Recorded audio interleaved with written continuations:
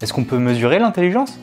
Et si oui, comment? Plusieurs psychologues se sont posé la question au travers de l'histoire, et ce que je vous propose, c'est qu'on voit ensemble l'historique des tests d'intelligence. Alors il y a beaucoup de choses à dire sur l'intelligence. Déjà, je ne vais pas définir ici ce qu'est l'intelligence et expliquer les différents modèles qu'il y a pu avoir à travers les âges. Tout ça, ça sera pour de prochaines vidéos.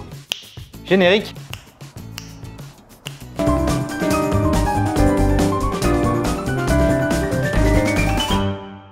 Les premiers psychologues à s'intéresser à l'intelligence le font à la fin du 19e siècle. On assiste à la naissance de la psychologie scientifique et de nombreux chercheurs s'intéressent à la question de la mesure de l'intelligence. Quelques éléments contextuels, c'est l'époque pendant laquelle les chercheurs pensent pouvoir localiser dans le cerveau les zones qui correspondent aux différentes fonctions cognitives.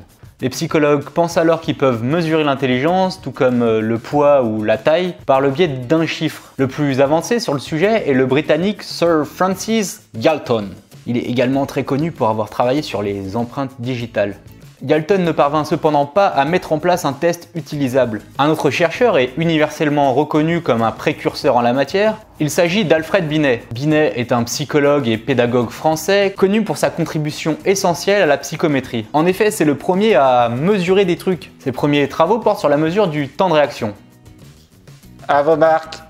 Vous pouvez consulter en ligne ces travaux dans l'étude expérimentale de l'intelligence. Je vous mets le lien dans la description. Il y a plus de 400 pages, mais c'est assez intéressant de voir comment les psychologues pensaient l'intelligence à cette époque-là. À la suite de la loi sur l'enseignement obligatoire de 1882, Binet fut chargé d'une mission par le ministre de l'Éducation. Il devait créer un outil qui permettrait de détecter les enfants qui pourraient être susceptibles d'avoir des difficultés à suivre le rythme scolaire. Avec son collègue Theodore Simon, il crée donc le tout premier test psychométrique d'intelligence. En fait, on doit dire Simon, c'est en français. Ils portent d'ailleurs leur nom, le test Binet-Simon. L'objectif du test n'était pas de classer les élèves, mais de trouver ceux qui bénéficieraient d'une éducation spécialisée. Mais bon, quand on réussissait pas le test, on était quand même envoyé en asile. Le test Binet-Simon classait les déficients mentaux en 3 catégories. Mais je vais laisser Loesch vous expliquer tout ça. Vous aviez donc l'idiot, qui lui était principalement incapable de communiquer à l'oral avec ses semblables. Ensuite, vous aviez l'imbécile, capable de communiquer à l'oral mais avec des très grosses difficultés à l'écrit.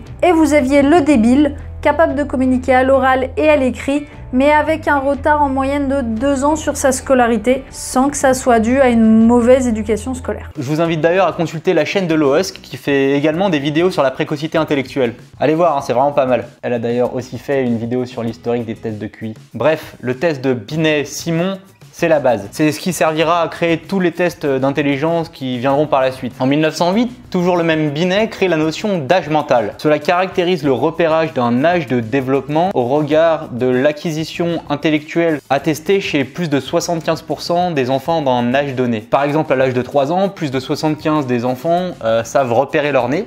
Donc une personne qui a 3 ans d'âge mental ou plus est capable de repérer son nez. C'est un test qui donne un score en âge de développement ou âge mental. En 1912, le psychologue allemand William Stern a l'idée de faire le rapport entre le résultat du test obtenu à l'âge de Binet et l'âge réel de la personne. Cela constitue un quotient qui restera dans l'expression quotient intellectuel. En 1916, le psychologue Lewis Terman, dont on a déjà parlé si vous vous rappelez bien, adapte le test de Binet pour les anglophones. En gros, il fait juste une traduction quasi littérale du test de Binet. Terman est un des premiers à s'intéresser non pas aux personnes avec déficience mentale, mais également aux personnes à haut potentiel. Et il a une idée de génie, c'est celle de multiplier par 100 le quotient intellectuel pour avoir un résultat plus agréable. Et c'est en 1917 qu'est menée la première grande campagne de tests d'intelligence. Alors à votre avis, parmi ces 4 propositions, pour quelle raison on a fait la première grande campagne de tests d'intelligence? Je vous laisse 3 secondes pour réfléchir.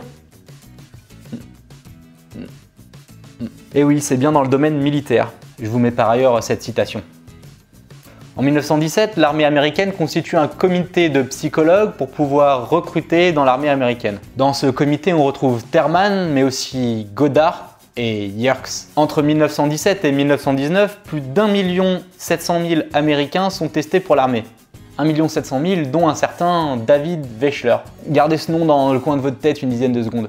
Le calcul du QI proposé par Stern, avec le rapport âge mental sur âge réel, pose plusieurs problèmes statistiques, principalement celui de ne pas être adapté aux adultes. Avouez que c'est quand même un petit souci. C'est alors qu'en 1939, le psychologue David Wechsler propose une nouvelle façon de calculer le QI. Au lieu de ce rapport âge mental sur âge réel, il propose une nouvelle façon de mesurer l'intelligence qui fait plus appel aux notions statistiques. La statistique. Ce qu'il propose, c'est que tout un groupe de personnes réalise les tests.